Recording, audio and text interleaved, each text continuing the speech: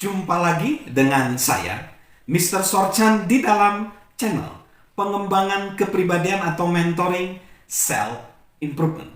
Saat ini kita membahas tentang seni kesederhanaan dan kita tiba di tema yang kedua, yaitu langsung pada pokok permasalahan. Jujur saja, sebagian besar orang lebih memilih orang lain berbicara langsung kepada mereka. Mereka memilih pendekatan langsung, khususnya dalam situasi yang sulit. Dan itu mengingatkan John tentang suatu kisah lucu tentang seorang pegawai yang berada dalam suatu masalah yang sulit. Namanya adalah Sam. Setiap orang kecuali dia di sebuah perusahaan kecil di mana ia bekerja keras telah mendaftarkan diri untuk rencana pensiun yang baru, di mana para pegawai akan dituntut untuk menyumbangkan sejumlah kecil uang secara berkala. Tetapi perusahaan itu akan membayar sisanya dan biaya-biaya lainnya. Hanya ada satu persyaratan. Rencana itu akan diimplementasikan hanya jika ada 100% partisipasi dari semua pegawai. Semua orang mengusahakan segala sesuatu untuk meyakinkan Sam agar mau mendaftarkan diri. Rekan-rekan kerjanya memohon kepadanya dan bahkan mendesaknya.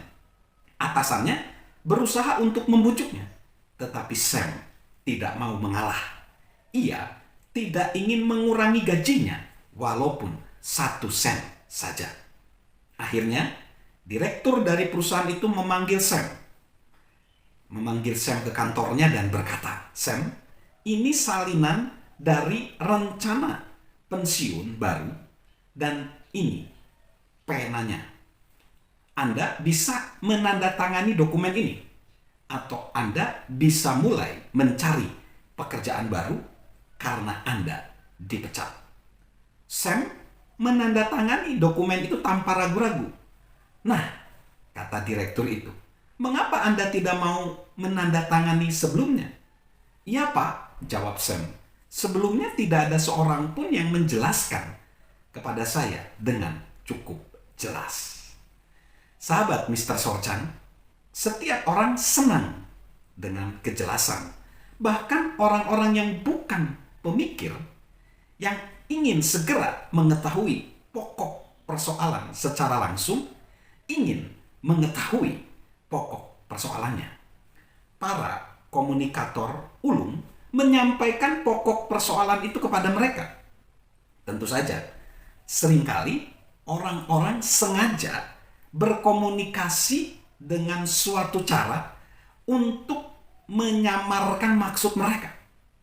Itu paling sering terjadi saat para pengawas diminta memberikan rekomendasi oleh seorang pegawai yang tidak berprestasi. Saat orang yang meminta rekomendasi bukanlah orang yang ingin mereka dukung, tanggapan mereka bisa jadi sangat kreatif. Berikut ini adalah beberapa tanggapan dengan makna yang sesungguhnya, dipilih dari buku Lexicon of Intentionally Ambiguous Recommendation, atau disingkat LAIR, oleh Robert Turton. Rekomendasi, menurut saya, ia selalu agak ekstrim. Maknanya, ia sering terlihat tidak konsisten. Rekomendasi, sementara ia bekerja sama dengan kami, ia diberi banyak surat penghargaan. Maknanya adalah ia sering ditahan. Menurut saya, bakatnya yang sesungguhnya disia-siakan di tempat kerjanya. Maknanya adalah ia sering gagal. Lalu ada lagi, rekomendasinya adalah saya senang untuk mengatakan bahwa calon ini adalah mantan kolega saya. Maknanya, saya tidak mengatakan betapa senangnya saya bahwa ia meninggalkan perusahaan kami. Rekomendasinya, Anda pasti tidak akan mempercayai kredensial dari wanita ini. Maknanya, ia memalsukan sebagian besar dari lamarannya. Rekomendasinya gini, ia selalu bertanya jika ada sesuatu yang dapat ia lakukan. Maknanya, kami juga selalu bertanya-tanya. Rekomendasinya gini, Anda tidak akan pernah menemukan ia tertidur selama bekerja. Maknanya, ia terlalu pandai sehingga tidak pernah tertangkap. Lalu, yang terakhir rekomendasinya, ia tidak tahu arti kata berhenti. Maknanya adalah, ia tidak dapat mengejarnya juga. Sahabat Mr. Sorchan, jika kita sedang berkomunikasi dengan orang lain, entah kita sedang berbicara dengan seorang anak, memimpin sebuah pertemuan, atau menyampaikan sebuah pidato kepada sejumlah besar pendengar, sasaran kita seharusnya langsung pada inti masalah. Segera setelah kita membangun hubungan dengan orang-orang tersebut, dan untuk memiliki dampak sebesar mungkin kepada orang-orang dengan sedikit kata-kata.